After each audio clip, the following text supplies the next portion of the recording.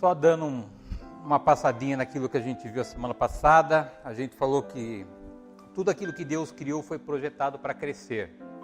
E a Bíblia diz que a gente foi projetado para crescer emocionalmente, mentalmente, fisicamente e espiritualmente. E lá em 2 Coríntios, o apóstolo Paulo diz que ainda que o nosso homem exterior sofra, o nosso homem interior, ele é renovado a cada dia. E o apóstolo Paulo, especificamente nessa palavra, ele está falando da nossa renovação, do nosso crescimento e da nossa maturidade espiritual. Falamos também de que tudo aquilo que nós devemos ser na vida, Deus já projetou quando Ele nos projetou lá na eternidade. Então nós temos dons, talentos, habilidades que foram colocadas pelo próprio Deus na nossa vida. Aí nós temos a questão do pecado, que descaracterizou aquilo que nós fomos feitos, e todo o trabalho do Espírito Santo agora é fazer com que a gente recupere a personalidade, aquela pessoa que a gente foi antes da queda e antes do pecado. Então, eu e você, nós temos em nós talentos e dons e habilidades que foi colocado pelo próprio Deus individualmente dentro de cada um de nós. Na medida em que a gente cresce, se desenvolve espiritualmente, a gente vai descobrindo os nossos dons e os nossos talentos, a gente vai se afastando dos traços do velho homem e se aproximando mais na semelhança, na imagem e semelhança de Deus. Falamos também que lá em Mateus 25, na parábola dos talentos, nós um dia vamos ter que prestar conta para Deus com aquilo que a gente está fazendo, com aquilo que Deus colocou em nossas vidas. Falamos também que o crescimento espiritual não tem nada a ver com o conhecimento da palavra. O crescimento espiritual é a medida que demonstra o quanto eu estou mais perto de Cristo, e o crescimento espiritual é demonstrado pelo amor que eu tenho a Deus sobre todas as coisas e pelo amor que eu tenho ao próximo. Então, se você fizer uma retrospectiva na tua vida, na tua conversão, se você fizer hoje uma fotografia daquilo que você é hoje, você vai saber se você se desenvolveu, cresceu espiritualmente, se você ama a Deus hoje sobre todas as coisas e se você ama o próximo como a ti mesmo. Obviamente que o conhecimento da palavra, eu não estou dizendo aqui que o conhecimento da palavra não é importante, o que eu estou dizendo é que a teoria não pode suplementar a prática. A prática é o principal mandamento que Deus estabeleceu, que é amar a Deus sobre todas as coisas e o próximo como a ti mesmo. Falei que o problema das igrejas hoje, são as pessoas que envelhecem e não crescem. As pessoas que, se você tirar uma fotografia dela hoje, ela não ama mais a Deus e não ama mais as pessoas do que ela amava 10, 15, 20 anos atrás. Falamos que para que a gente se torne a imagem e semelhança de Deus, a gente tem que conhecer quem que é Deus. E nós falamos que Deus, na aula passada, Ele é santo e Ele tem uma perfeição moral absoluta.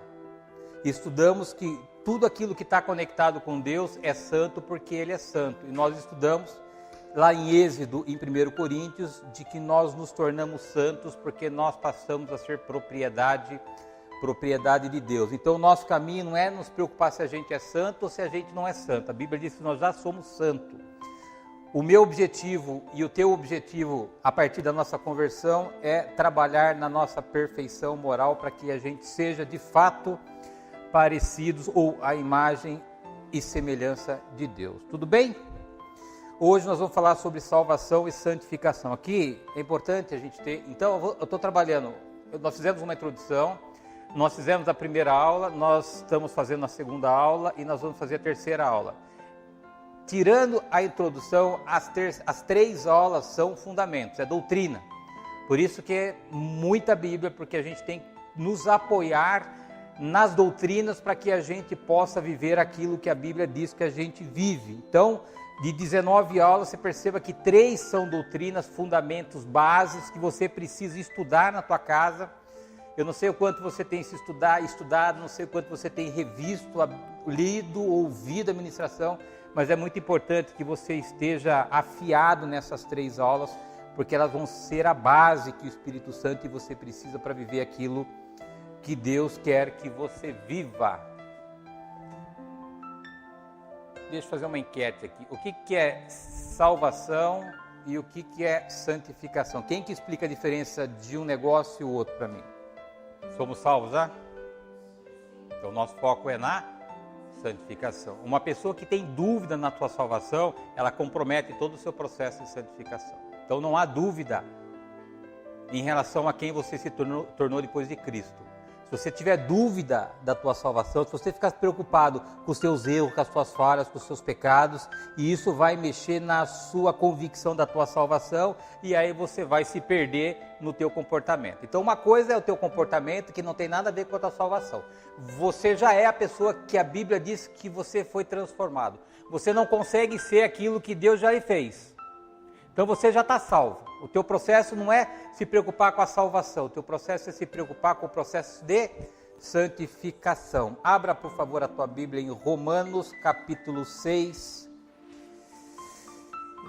versículos 22 e 23. Romanos 6, diz assim o 22. Mas agora, libertados do pecado e feitos servos de Deus, tendes o vosso fruto para a santificação e, por fim, a vida eterna. Porque o salário do pecado é a morte, mas o dom gratuito de Deus é a vida eterna por Cristo Jesus, nosso Senhor. Então, no versículo 22, ele está dizendo aqui, ó, agora é hoje, já, não é amanhã. Agora, libertados do pecado. Então, o que é salvação? Salvação é que nós somos libertos da escravidão do pecado. Nós estávamos mortos espiritualmente em função do pecado.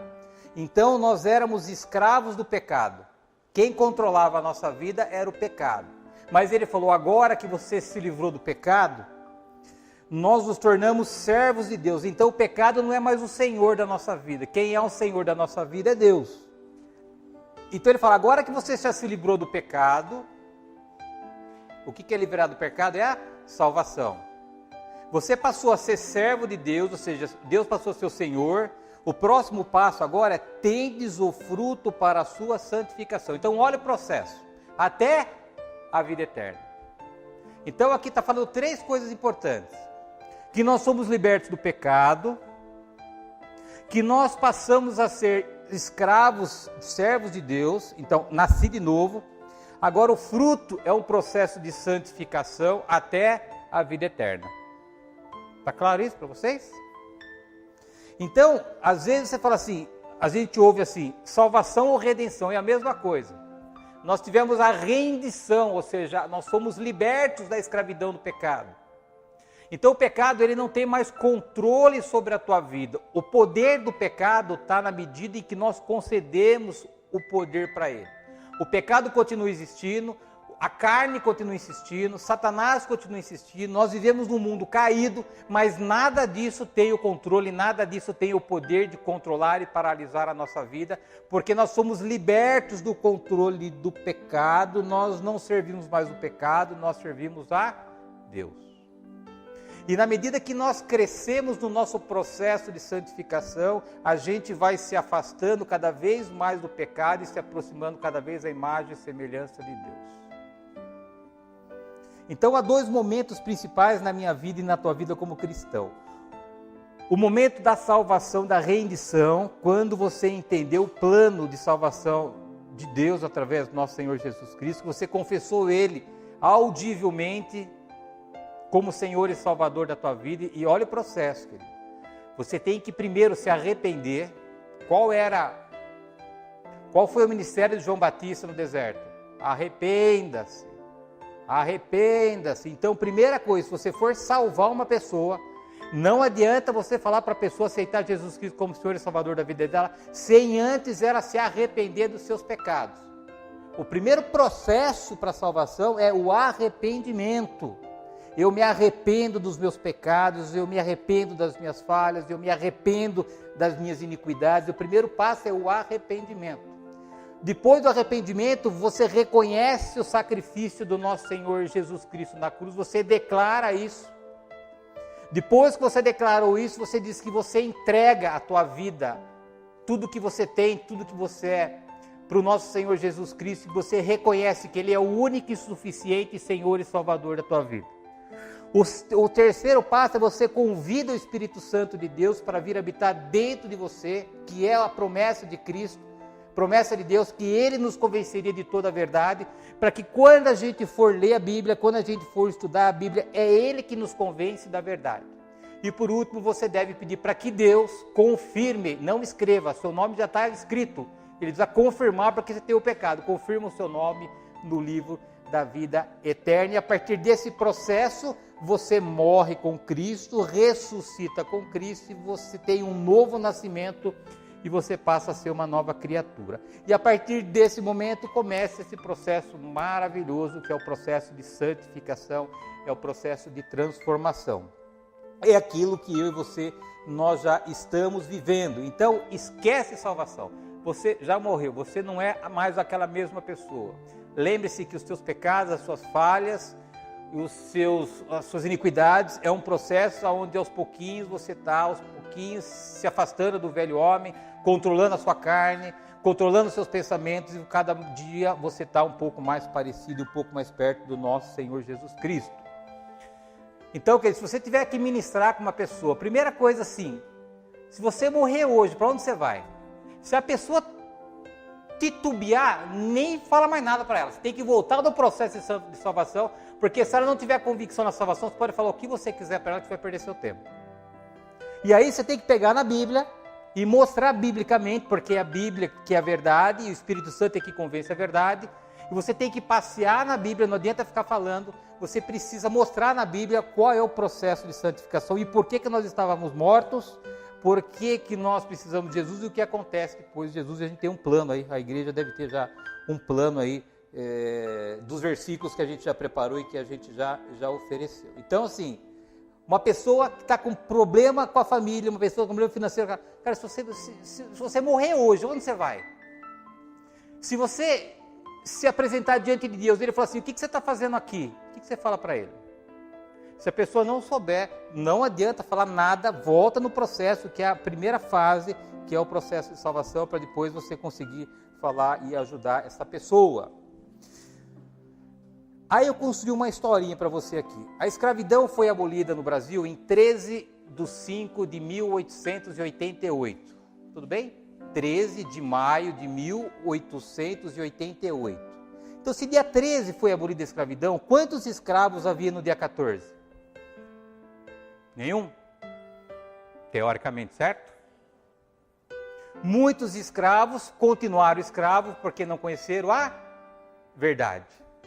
Qual era a verdade? Que eles não eram mais escravos. Mas se eles não sabiam, eles continuavam escravos, condicionados a viver como escravos. Quantas pessoas no mundo hoje já foram libertas do pecado, mas continuam vivendo sobre escravo porque a igreja não prega o evangelho do nosso Senhor Jesus Cristo. Então eles têm o direito legítimo, que tiveram a absolvição da escravidão, só que como ninguém fala para ele que ele não é mais escravo, ele continua vivendo como escravo, apesar do sacrifício de sangue do nosso Senhor Jesus Cristo. Aí quando teve a abolição da escravatura, o que aconteceu? Os fazendeiros começaram a ficar preocupados, porque ia perder a mão de obra escrava que mantinham a riqueza dos fazendeiros. E aí, preocupado, chegou um conselheiro e disse assim, olha, não se preocupe. Enquanto os escravos não souberem da abolição, eles vão continuar sendo escravos. A lei não vai ter nenhum efeito prático. Olha, faz uma analogia com a salvação do homem. E ele falou assim, vocês já não têm mais direito legal sobre eles. Pecado, escravo. Mas eles não sabem. Impeço que os escravos descubram a verdade e vocês continuarão os controlando. E aí um outro fazendeiro mais preocupado falou assim, mas e se a notícia espalhar? O conselheiro falou assim, calma, sem pânico. Nós não podemos impedir que eles ouçam a notícia, mas podemos impedir que eles entendam. Digam que eles entenderam mal a abolição. Diga que eles serão libertos, mas ainda não estão livres. Um dia vão receber o benefício, mas não agora. Lembre-se que esse povo recém-liberto nasceu na escravidão. Se acostumaram a viver como escravos. Tudo que devemos fazer é fazê-los a pensar como escravos. O que eu falo aqui da renovação da mente? Manterão a identidade de escravos pelas coisas que fazem. Olha só, queridos, o comportamento. O que o diabo fala para nós? Você bebe, você mente, você se envolve com coisas, você é isso, que questionando a nossa identidade, mas nós já fomos libertos.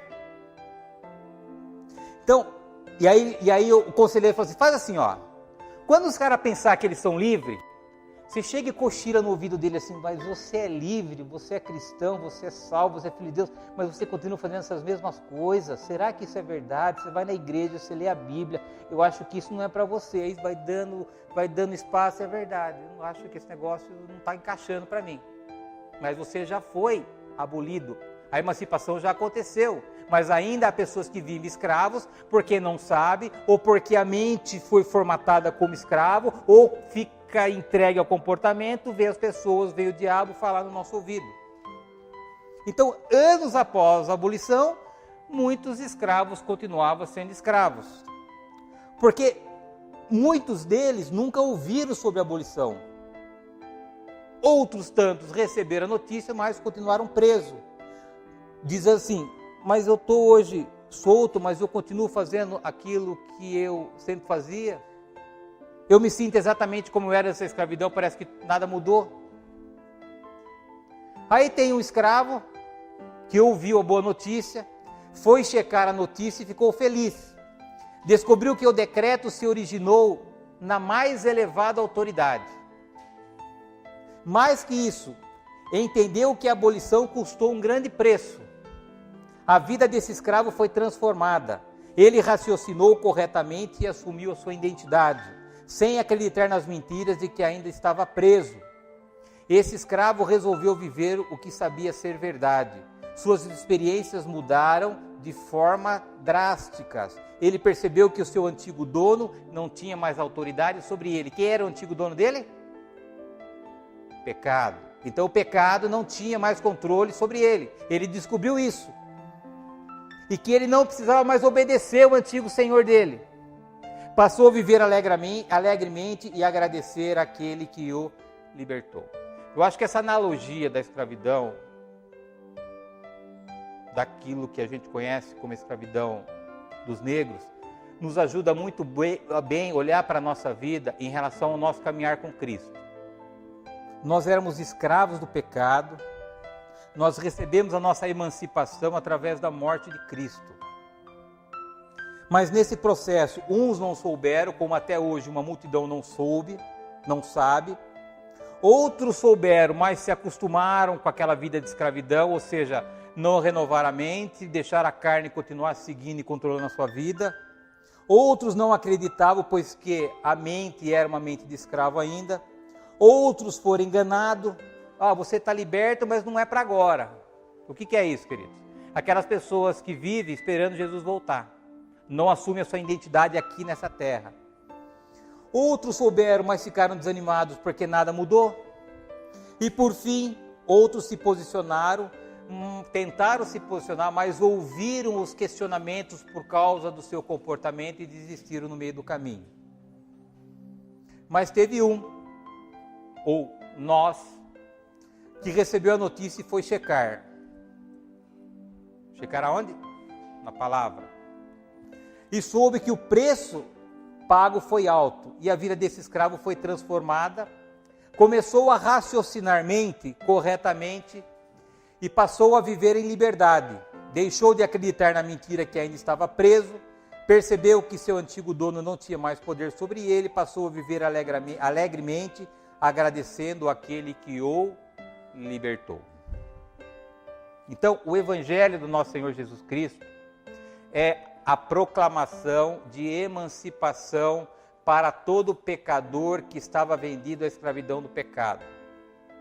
Lembra que a Bíblia diz que você está liberto do pecado, você passou a ser servo de Deus.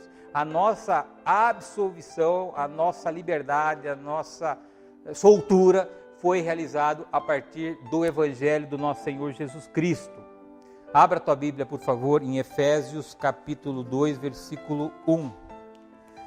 Efésios 2, capítulo 1. Vamos lá. Toda pessoa que nasce na terra, nasce morta espiritualmente, nasce serva do pecado. Desde Adão e Eva para cá, todas as pessoas que nasceram separadas de Deus, mortas espiritualmente. Pessoa que está nascendo hoje, nesse momento, morta espiritualmente, desconectada com Deus. Efésios 2:1. E vos vivificou, estando vós morto em ofensas e pecado. Estávamos mortos em ofensas e em pecado. Efésios 2:3. Entre os quais todos nós também antes andávamos nos desejos da nossa carne, fazendo a vontade da carne e dos pensamentos, éramos por natureza filhos da ira, como os outros também. Então a Bíblia está dizendo aqui, o apóstolo Paulo está dizendo aqui, de que nós nascemos em pecado, nós éramos servos do pecado e nós éramos filhos da ira. Nós não éramos filhos de Deus, nós éramos filhos da ira. Agora a boa nova é que estamos vivos em Cristo agora e mortos para o pecado. Romanos 6:11. Então, antes de Cristo, nós éramos filhos da ira, porque nós estávamos controlados, sendo servos do pecado. Em 6:11, a gente vai aprender de que nós não somos mais servos do pecado, nós não somos mais filhos da ira. É Romanos, né? Falei para vocês, Romanos? 6:11. Assim também, vós considerai-vos como mortos para o pecado, mas vivo para Deus em Cristo Jesus, nosso Senhor. Então nós não somos mais pecadores, porque nós nos tornamos filhos de Deus. Não sou mais filho da ira, eu sou filho de Deus. Ora, se eu sou filho de Deus, eu sou santo, porque Deus é santo, e tudo aquilo que está conectado com Deus é santo, porque Deus ele não pactua com nada daquilo que não é santo. Agora, eu e você, a gente eventualmente pode não se sentir assim, ou as pessoas podem dizer que nós não somos, mas a Bíblia diz que nós já fomos separados através de Cristo. Você sentindo ou não, as pessoas falando ou não, aí é uma questão de sentimento. A Bíblia, e você é aquilo que a Bíblia diz que você é, e você é aquilo que a Bíblia diz que você é. A Bíblia diz que nós já fomos santos e agora iniciou no nosso processo uma jornada de santificação. Quando éramos escravos do pecado, nós não conseguíamos nos libertar do pecado. Agora, como cristãos, nós já estamos livres. Ah, Luciano, mas tem um negócio aqui que eu não consigo. É mentira. Não controla o pensamento, não está renovando a mente, não está levando o pensamento cativo a Cristo. É claro que não consegue. A carne morreu? A carne está aí, vivinha. Ela adora o pecado, porque ela foi... Nós somos formados a partir da carne, a partir da sociedade, do mundo caído. Pensa bem, queridos, nós nascemos num mundo controlado pelo pecado. Nós provavelmente viemos de uma família religiosa. Nosso convívio social, muito provavelmente, afastado de Deus. Círculo de amizades, muito provavelmente, não tinha Deus. Como é que você foi formado, queridos? Carne, desejo, pecado, fazer coisa errada, e adorava fazer isso. Enchia a cara, adorava, enchia a cara, fazer coisa errada, adorava, fazia festa. Agora, quando você vai para Cristo, tudo isso está na carne. E a carne fala assim, bicho, Luciano, 38 anos eu controlei a sua vida. Agora você veio com essa história de conversão, de Bíblia, de igreja, de Jesus. Não, foi eu que controlei a tua vida até hoje, agora o Espírito Santo vai controlar a tua vida. Não, e aí começa essa batalha. Só que o pecado, o que a carne faz? A carne te leva para o pecado. Todo o trabalho da carne é te levar para distante de Deus. E as armas que você tem para controlar a carne, para não te levar para o pecado e não te levar distante de Deus, a gente já falou aqui 2018 inteiro. O que nós temos que fazer? Renovar A nossa mente. Quanto mais a verdade entrar na minha vida, mais sensibilidade eu vou ter para saber se isso vem de Deus, se isso não vem de Deus. Quando vem o pensamento, eu devo dar guarida para ele? Não. Eu sei que não vem de Deus e a gente sabe aquilo que a gente deve fazer, a gente sabe aquilo que a gente não deve fazer. Quando vem o pensamento, Senhor, esse pensamento é do Senhor, esse pensamento não é do Senhor, eu não aceito isso para a minha vida.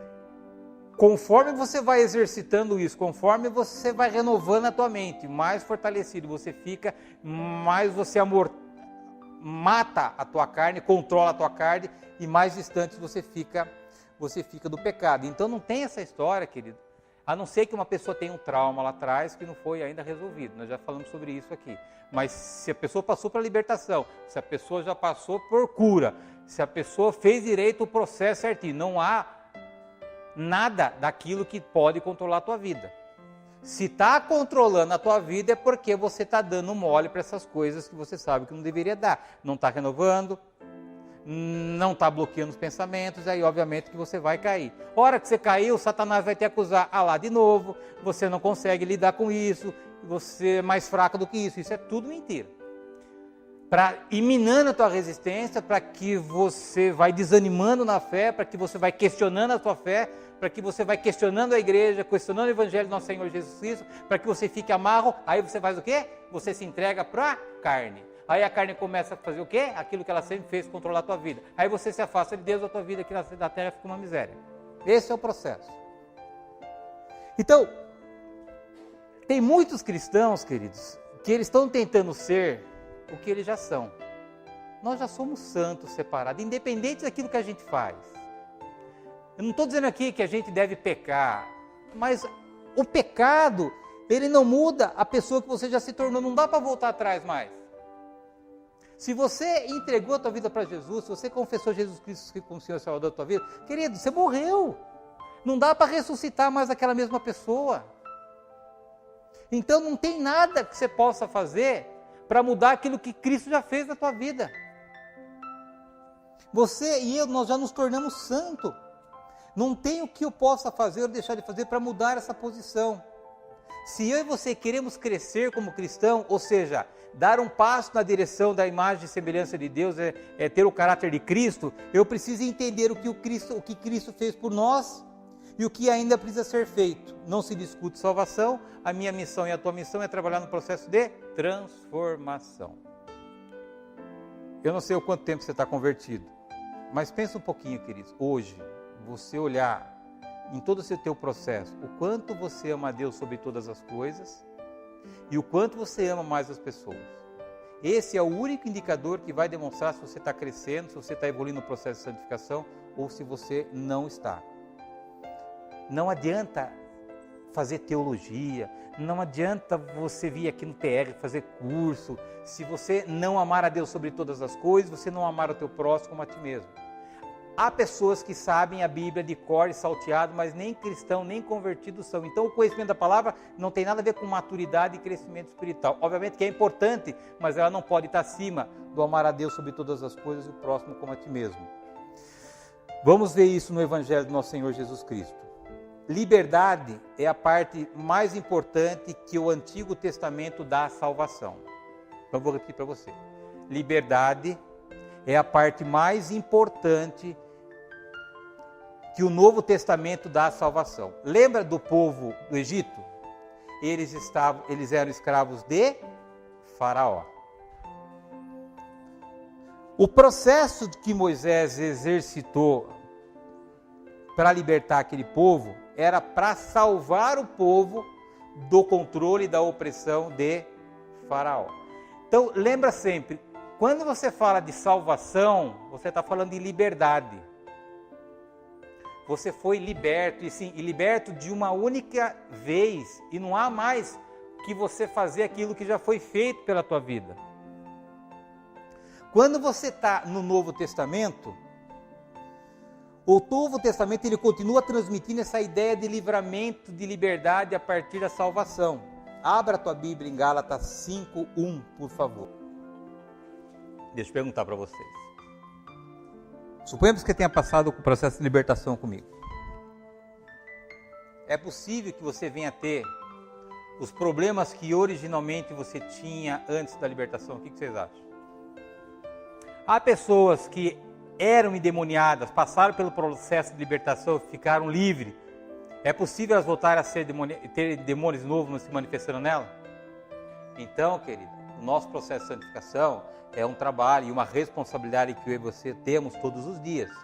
Não dá para a gente negligenciar. O pecado continua existindo, a nossa carne continua existindo, Satanás continua existindo e nós vivemos num mundo caído. Se nós relaxarmos, se nós bobearmos, e Satanás não tem pressa nenhuma, ele vai aos pouquinhos pegar naquele ponto da tua carne, que ele sabe que ainda é uma fragilidade, ele vai te minando, ele vai te minando, ele vai te minando, ele te controla aí. Aí você volta a ter manifestação demoníaca, você volta a fazer as coisas que você fazia antes, e ele acaba te amarrando nesse processo. Várias pessoas se manifestaram lá naquela sala, foram libertas, se afastaram da igreja, vieram de novo e tiveram o mesmo problema. Depois de 3, 4, 5 meses, quase um ano. Querido, o que nós temos que entender é que o nosso inimigo, ele não descansa. Ele é um espírito, ele não dorme, ele fica 24 horas rondando, tentando tragar quem ele puder. Então nós temos que vigiar e orar. Esse é o nosso processo. 5:1 diz assim, olha só, estais, pois firmes. A gente tem que estar o quê? Firme na nossa salvação, firme na nossa liberdade, com que Cristo nos libertou. Quem nos libertou? Cristo. E não torneis a meter-vos debaixo do jugo da servidão. Jugo da servidão do pecado. Então o apóstolo Paulo está dizendo aqui, Luciano, se mantém firme com a liberdade que Cristo te libertou e cuidado, não se submeta novamente à servidão do pecado, para que você não volte a sofrer aquilo que você vivia antes. Por isso, querido, quando a pessoa vem querer fazer libertação, por que você quer fazer libertação? Para resolver um problema? Não dá. Porque a Bíblia diz que quando você expulsa um demônio de uma pessoa, e essa pessoa não assume responsabilidade na igreja, em conhecer a palavra, em participar de uma família cristã, Satanás, o demônio fala assim, eu vou voltar para minha casa, porque ele entende que aquela pessoa era propriedade dele, porque ele vivia lá, só que ele não pode com o nome de Jesus, então você manda o cara embora. O cara fala, e o diabo, e os demônios, eles sofrem quando eles não encontram descanso na vida de uma pessoa, eles precisam de um corpo para descansar, aí eles voltam lá, ele vê que a pessoa está vazia. O que a Bíblia fala que acontece? Ele volta com 7 demônios, ou seja, ele fica pior da maneira com que ele era antes daquele outro demônio for expulso. Então, eu prefiro, dependendo da situação, não expulsar demônio de uma pessoa, acalmar a pessoa, trazer a pessoa à consciência, do que tentar expulsar um demônio para depois ela ficar pior do que ela estava antes. Por isso que o processo de libertação é muito sério. Se você não tem a convicção de que a pessoa quer, não para resolver um problema, mas que ela tem um posicionamento correto diante de Deus, que ela assumiu uma responsabilidade, que ela quer caminhar, não adianta passar pelo processo de libertação, porque ela vai ficar pior. E aí vai dar mais trabalho ainda. Então, já que está dando trabalho, deixa esse nível de trabalho, porque vai dar um trabalho maior ainda, é mais problema para a gente resolver. Então, a palavra salvação no original, ela expressa a noção de inteireza, de um ser completo. Salvação, na palavra original grega, ela significa inteireza, ou seja, dá uma conotação de um ser completo. Então a salvação nos ajuda a entender que a santidade não é apenas ficar livre do pecado. A santidade ou a santificação nos liberta das coisas que nos atrapalham de sermos tudo aquilo que Deus projetou que a gente fosse. Então é assim, queridos, como se a gente estivesse num caminho, Cristo está lá, o meu alvo é Cristo, ter a mente de Cristo, ter o caráter de Cristo, e está cheio de pedrinha no meio do caminho. E o que o processo de santificação faz? Vai tirando essas pedras do meio do caminho, para que eu não fique parado, para que essas pedras, elas não me controlem, não me paralisem, para que eu consiga cada vez mais me aproximar do nosso Senhor Jesus Cristo. Esse é o processo de santificação. Vai tirando da minha vida coisas do velho homem, coisas da carne, coisas que ainda eu estou lutando, mas que não tem mais controle sobre mim, porque eu morri para o pecado, eu não sirvo mais o pecado, eu sirvo a Deus. E quando eu tenho consistência nesse meu caminhar, nessa jornada, eu acabo tirando esse processo ou esses impedimentos, ou esses obstáculos que existem para que a gente possa ser transformado na pessoa com que Deus nos projetou na eternidade. Adão e Eva, eles perderam a vida através do pecado. Olha que coisa interessante, queridos. Abra Romanos 1:25. Diz assim, Romanos 1:25. Pois mudaram a verdade de Deus em mentira e honraram e serviram mais a criatura do que o Criador, que é bendito eternamente. Amém. Diz aqui que as pessoas que não conhecem Cristo, elas passaram a honrar mais a criatura do que o Criador. E veja se isso não é verdade, queridos. Quantas pessoas hoje tentam viver de aparência? Para agradar quem? A criatura, não o Criador. Por que tantas pessoas buscam posição social? Para agradar quem? Por que as pessoas tentam buscar desenvolver papéis na sociedade, no mundo? Para agradar quem? Para se sentir aceito para quem? Aos homens. É isso que está dizendo aqui. Deixaram de acreditar na verdade, começaram a acreditar na mentira e passaram a servir a criatura e não ao Criador. Por isso que a gente se esforça, a gente não, né? Que graças a Deus acho que a igreja passou de fase, né? Mas o mundo se esforça para ser aceito, para ter status, para ter dinheiro, para ter coisa nova, para mostrar, porque para agradar as pessoas, para mostrar que você é alguém especial. E a gente tem que agradar a quem? Ao Criador, a Deus.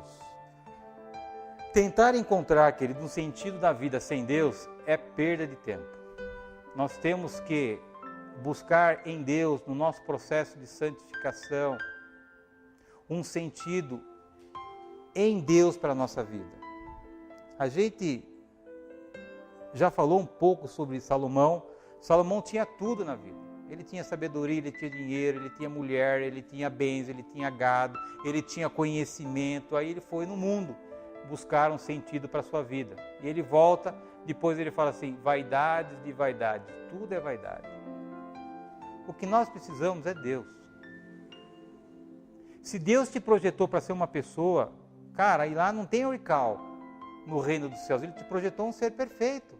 E o pecado quebrou essa nossa perfeição. Mas você é uma nova criatura e tem o Espírito Santo, que é o cara que vai corrigir aquilo que teve como distorção na tua vida por causa do pecado. Por isso que, se você hoje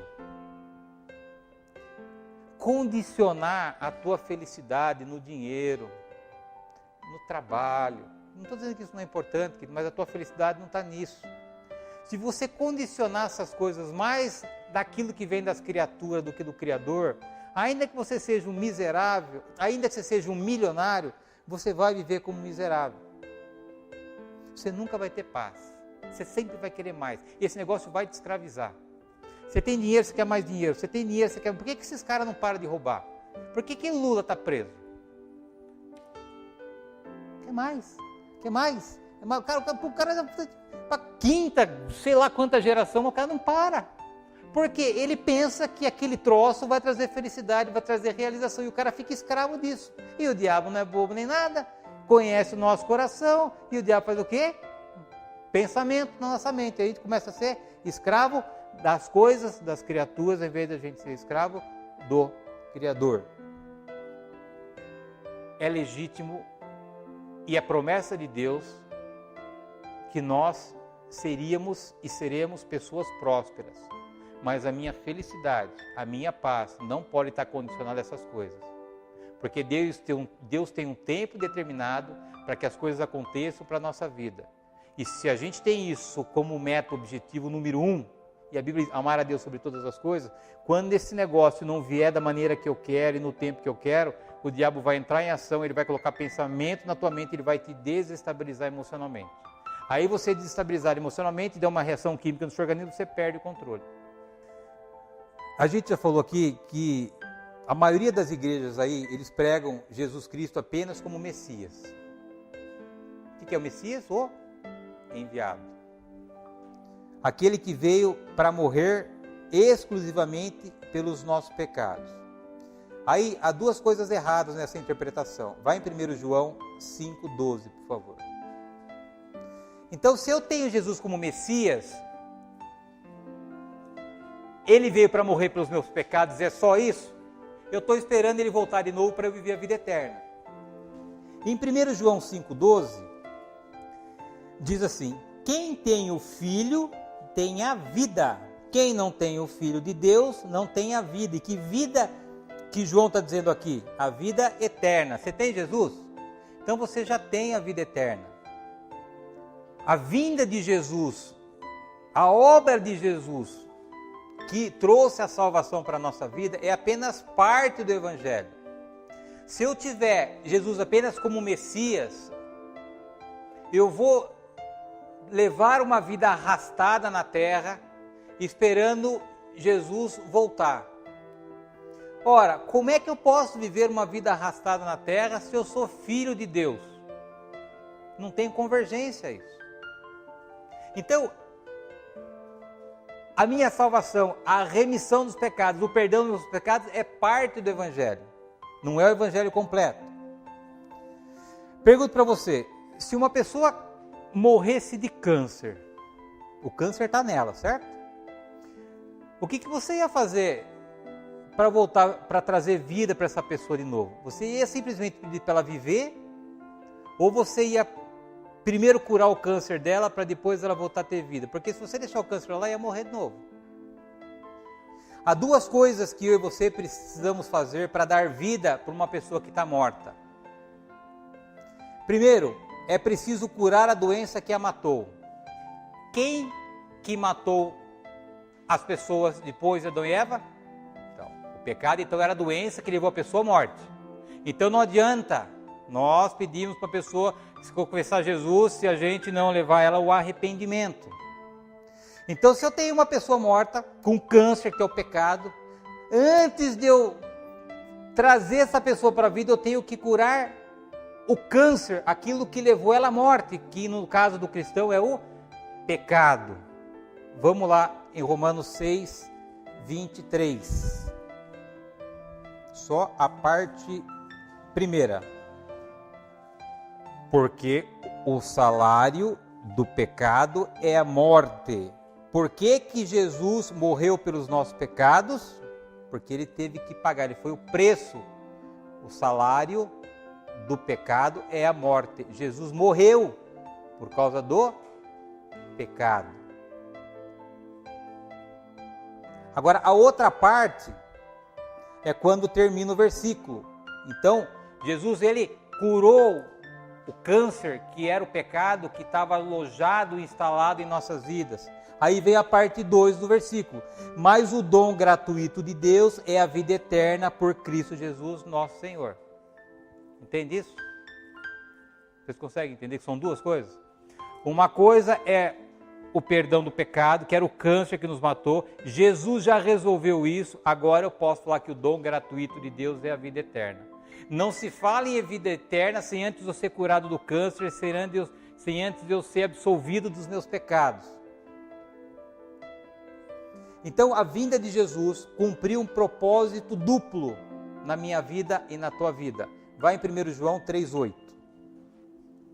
1 João capítulo 3, versículo 8. A primeira coisa que Jesus fez para curar o nosso câncer do pecado. 3,8. Quem pratica o pecado é o diabo, porque o diabo vive pecando desde o princípio. Para isso, o Filho de Deus se manifestou para destruir as obras do diabo. Destruir o pecado. E Jesus disse de que Ele é autoridade nesse mundo caído, controlado pelo pecado. João 14:30. Olha o que Jesus diz. Já não falarei muito convosco, porque se aproxima o príncipe deste mundo, príncipe em letra minúscula, e nada tem em mim. Então, Jesus veio à terra para desfazer as obras do diabo, que é o pecado, porque ele é o príncipe desse mundo, é ele que controla esse mundo. Então veio desfazer as obras do diabo em quem? Em mim, em você. Ele ainda continua controlando esse mundo, por isso que a gente não pode bobear.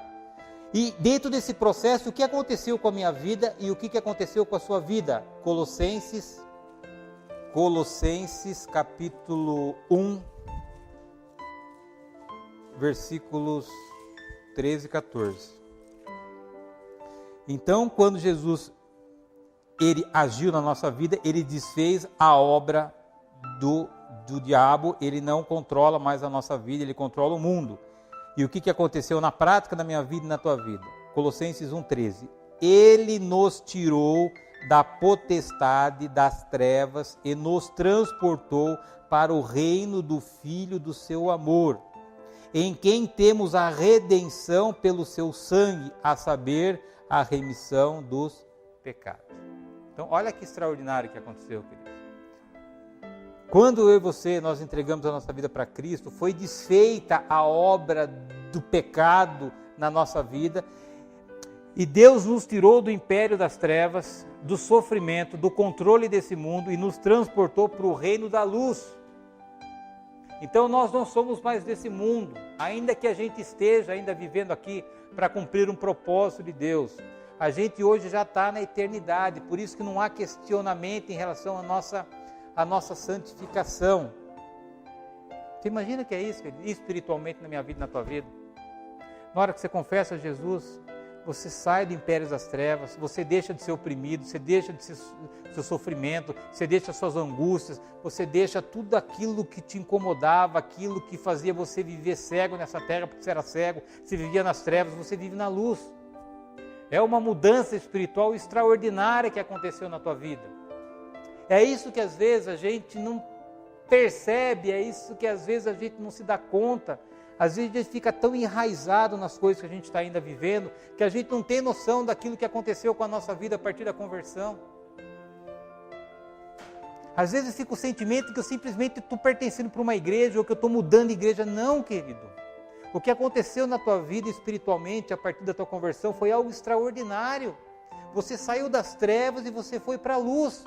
A sua visão foi aberta, os seus olhos foram abertos, você não fica mais trupicando, batendo canela, batendo cabeça, não, você tem hoje uma visão do céu na tua vida. Antes era normal você ficar ansioso, preocupado, com medo, não saber como é que você vai resolver os problemas, porque você não enxergava. Mas você não vive mais nas trevas, você vive na luz, porque houve um transporte, uma transformação da onde você vivia e aonde você vive hoje. Essa é a boa notícia do Evangelho de nosso Senhor Jesus Cristo. João 10:10, muito conhecida essa passagem. Eu vim para que tenham vida e a tenham em abundância. Vamos lá, João 10:10. Aqui é um erro, queridos, muito se prega isso na igreja, né? Vim para que tenham vida e a tenham em abundância. Aí prega prosperidade, abundância. Você vê em abundância, não tem nada a ver com prosperidade esse negócio aqui. Vamos lá. Olha o propósito da vinda de Jesus na minha vida e na tua vida. João 10:10. O ladrão não vem senão a roubar, a matar e a destruir. Quem é o ladrão? Eu vim, eu quem? Para que tenham vida e a tenham em abundância. E aqui, queridos, Jesus não está falando de bens materiais, aqui não está falando de prosperidade, aqui ele está falando de abundância espiritual, tudo aquilo que a gente não tinha antes da nosso encontro com Cristo. Aqui ele está falando da plenitude do Espírito, do fruto do Espírito. Vamos lá, Gálatas 5:22. O que Jesus veio trazer abundância para nós, queridos? Que não está em dinheiro, que não está em coisas materiais. Você não encontra essas coisas nas coisas materiais desse mundo. O que Jesus veio trazer para nós? O amor, a alegria, a paz, a longanimidade, a benignidade, a bondade, a fé, a mansidão e a temperança. É isso que Jesus veio trazer para nós. Amor, paz, alegria.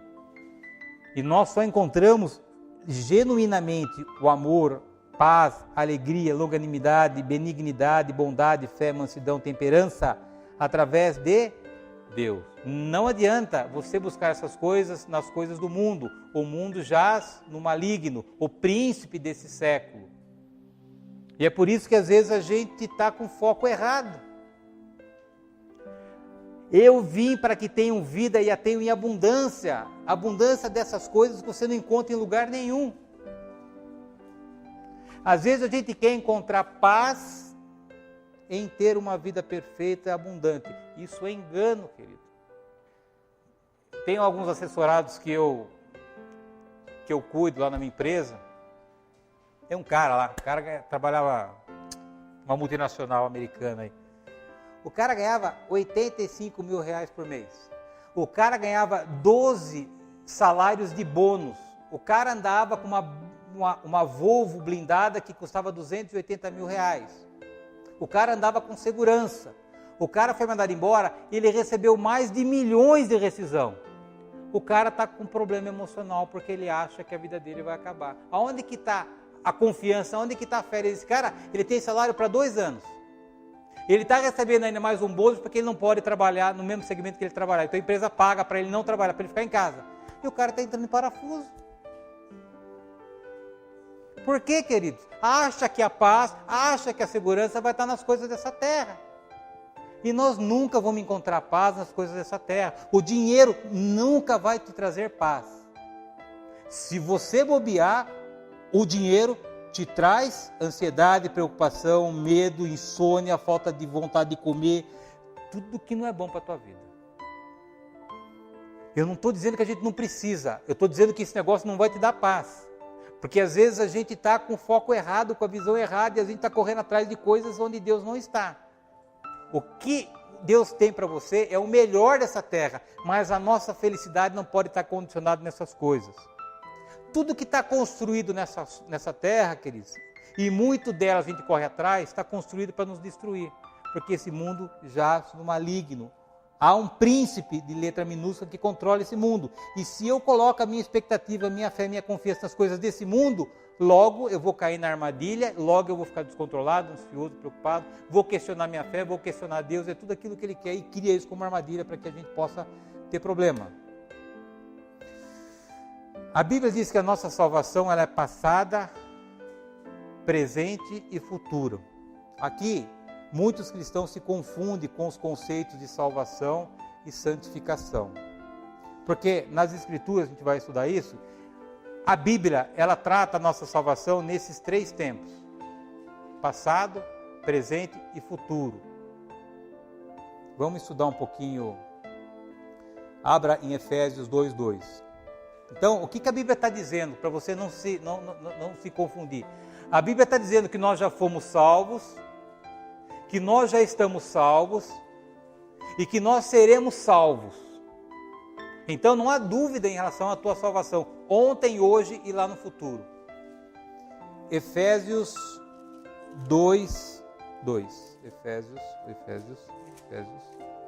2:2. Olha o tempo do verbo.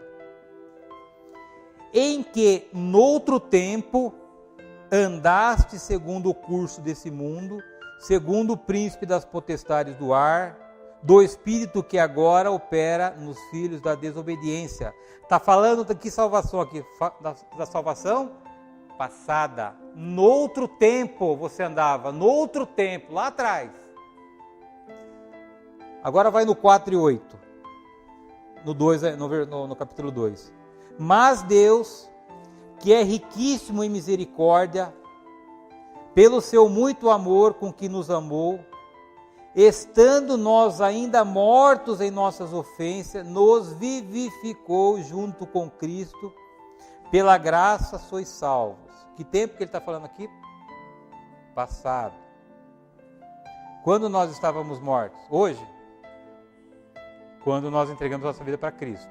Hoje nós não estamos mais mortos pelo pecado. 2 Timóteo 1, 8, 9. Diz assim o apóstolo Paulo: portanto, não te envergonhes do testemunho de nosso Senhor, nem de mim, que sou prisioneiro seu. Antes, participa das aflições do Evangelho, segundo o poder de Deus, que nos salvou. Está dizendo aqui que vai salvar? Não, que já fomos salvos, que nos salvou e chamou como uma santa vocação, não segundo as nossas obras, mas segundo o seu propósito, seu próprio propósito e graça que nos foi dada em Cristo Jesus antes dos tempos dos séculos. Então aqui são 3 versículos, queridos, que demonstra que a Bíblia trata a nossa salvação nos 3 tempos, no tempo passado. Então essas passagens nos ensinam que todo filho de Deus já experimentou a salvação. Agora vamos ver o tempo presente. 1 Coríntios 1,18. Porque senão a gente lê, pega um versículo solto e vai ver que a gente vai ser salvo aí, e a gente vai entrar em desespero. Ou que a gente está sendo salvo, puxa, eu estou sendo salvo, não posso errar. Não, é só uma questão, a Bíblia está confirmando que você já foi, que você vai ser salvo. 1 Coríntios 1,18. Porque a palavra da cruz é loucura para os que perecem, mas para nós que somos salvos é o poder de Deus. Somos salvos. 2 Coríntios 2,15. Porque para Deus somos o bom cheiro de Cristo, nós que se salvam e nos que se salvam e nos que se perdem. Então está falando de tempo presente. Filipenses 2:12. Eu já falei isso, eu vou falar de novo, queridos. Quando eu comecei a fazer teologia, eu não sabia nada da Bíblia. Não conseguia abrir a Bíblia. Aí o apóstolo falou assim: gente, calma. Um dia vocês vão saber manusear a palavra de Deus. Não tem problema, a gente espera um pouquinho. A única maneira que a gente tem de aprender a manusear a palavra de Deus, queridos, é manuseando. E no curso a gente manuseia muito a palavra de Deus, justamente para que você tenha mais acesso e vá desenvolvendo devagarzinho a habilidade de encontrar onde é que estão os versículos. É isso que as religiões prestam de serviço à igreja do nosso Senhor Jesus Cristo. Eu fui pegar a Bíblia com 38 anos, eu não sabia que era velho, não sabia que era Novo Testamento, não sabia nada. E as pessoas vinham falar de Deus para mim, como é que eu ia entender Deus se eu não conhecia o próprio Deus, que era a palavra dele? E aí vai para cá, compra um negocinho com orelha, marca um negocinho aqui. Hoje, razoavelmente, eu conheço um pouco mais a Bíblia que eu conhecia há 10 ou 8 anos atrás que eu me converti. Mas ainda continuo nesse processo, então não se preocupe. Que se estão olhando, se está dividindo, vai devagarzinho, treina na tua casa, procura ler com frequência a Bíblia. Você vê que aos pouquinhos, ao invés de você procurando, tenta entender um pouquinho, abre ela aqui no índice geral, vai entendendo os livros, procura o livro onde está. Você vê que aos pouquinhos você vai se soltando, você vai tendo mais familiaridade com a Bíblia, e isso vai te ajudando nesse processo de você conhecer mais a Deus, o coração de Deus, que é a sua palavra. Filipenses 2:12. De sorte que, meus amados, assim como sempre obedecestes, não só a minha presença, mas muito mais agora na minha ausência, assim também operai a vossa salvação com temor e tremor. Operai a vossa salvação. Então está falando em tempo presente. Então nós não trabalhamos na nossa salvação, nós somos chamados a efetuar aquilo que Deus fez por nós. Quando a Bíblia diz que estamos sendo salvos, é porque estamos sendo conformados à imagem e semelhança de Deus. Ou seja, estamos arrancando da nossa vida tudo aquilo que hoje ainda é empecilho para que você se torne a pessoa que Deus projetou que você fosse. Agora, a Bíblia diz que tem uma salvação futura, que ainda nós não fomos salvos da ira futura de Deus, mas temos a garantia de que seremos, para nossa ufa. Efésios 1, 13 e 14. Diz assim, Efésios 1, 13. Em que também vós estáis, depois que ouviste a palavra da verdade, o evangelho da vossa salvação, e tendo nele também crido, fostes selados com o Espírito Santo da promessa.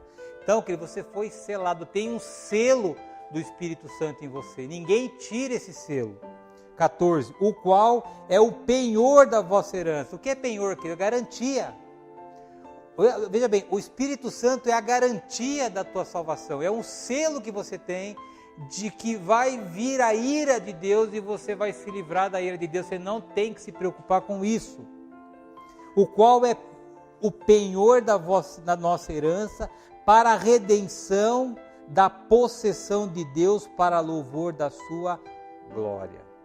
Então aqui diz que haverá ainda a salvação futura e nós seremos salvos da ira de Deus, porque há o penhor em nós somos selados pelo Espírito Santo e ninguém mais quebra aquilo que foi feito na minha vida e na tua vida. Assim como a salvação, na próxima aula a gente vai entender que o processo de santificação também começa desde o nosso nascimento, desde o nosso novo nascimento até a vinda de Jesus Cristo. Por isso, queridos, cuidado para que você não caia na armadilha de ser acusado pelo diabo por você ainda fazer coisas que você sabe que entristece o coração de Deus. É um processo, queridos. Quando nós nos convertemos, não teve um botão assim que apertou assim, ó, apaga tudo de errado que você fez durante 40 anos na tua vida. Isso é utopia, isso não existe. Mais do que você se preocupar com aquilo que você ainda está fazendo, dá uma olhadinha quantas coisas você já deixou de fazer. É nisso que você tem que se apegar para que você não seja ludibriado pelo diabo, porque ele vai querer te atacar no seu comportamento. Justamente para questionar a tua salvação e atrapalhar teu processo de santificação. Dia a dia, eu e você, nós estamos sendo aperfeiçoados desde o momento que nós entregamos a nossa vida para Cristo. Na primeira aula a gente fez aqui um exercício trazendo o depoimento das pessoas. Quantas coisas já nós nos libertamos, quantas coisas nós nos afastamos. Isso demonstra que a gente está crescendo no processo de santificação. Não é que você conhece mais a palavra, é que você está mais perto do caráter de Cristo. É esse o processo. E dia a dia, com o Espírito Santo, a gente está sendo renovado, a gente está sendo transformado. Então, se você tem coisas na tua vida que ainda te entristece, calma, querido. Não se preocupe além da conta que você deve se preocupar, porque senão você vai ser ludibriado pelo diabo, ele vai começar a te questionar por essas coisas que você ainda tem na tua vida. E vai distorcer aquilo que você já não tem mais. Por isso que é importante a gente fazer essa contabilidade para que a gente possa entender como é que a gente está nesse nosso processo de crescimento. Então você entendeu que a nossa salvação é passado, presente e futuro? Você já foi salvo, você está sendo salvo, você vai ser salvo. É tudo confirmação. Então não se preocupe com a tua salvação. Nunca tenha dúvida em relação à tua salvação. E a gente vai aprender na próxima aula que o processo de santificação também é dessa maneira. Nós nascemos em Cristo. A partir dali começa um trabalhar. A nossa santificação acontece no passado, acontece no presente e vai acontecer até a nossa eternidade. E na outra aula, a gente vai, na quarta aula, então na aula seguinte, a gente vai falar então sobre a santificação passado, presente e futuro. Hoje a gente falou da salvação passado, presente e futuro. E na quarta aula a gente vai começar de fato a entender como é que eu posso acelerar o meu processo de ser conformado, ou seja, me tornar semelhante a Deus. A primeira aula então foi uma aula de introdução. A segunda aula nós falamos de que Deus já projetou na eternidade a pessoa que você precisa ser. Hoje nós entendemos um pouquinho de salvação, para que a gente não confunda salvação de santificação, redenção de santificação. A gente já fortaleceu de que a gente já está salvo, não tem dúvida em relação àquilo que aconteceu na minha vida e na tua vida a partir de Cristo. Agora, na próxima, a gente vai ficar um pouquinho mais tranquilo, porque a gente vai entender que o processo de santificação continua acontecendo na nossa vida de uma maneira permanente.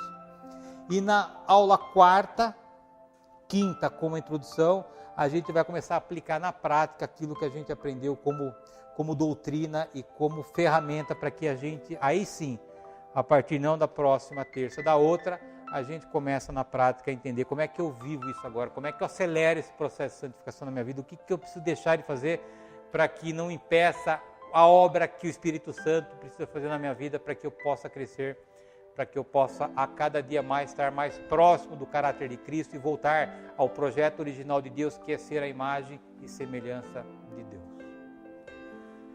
Tudo bem? Dúvidas?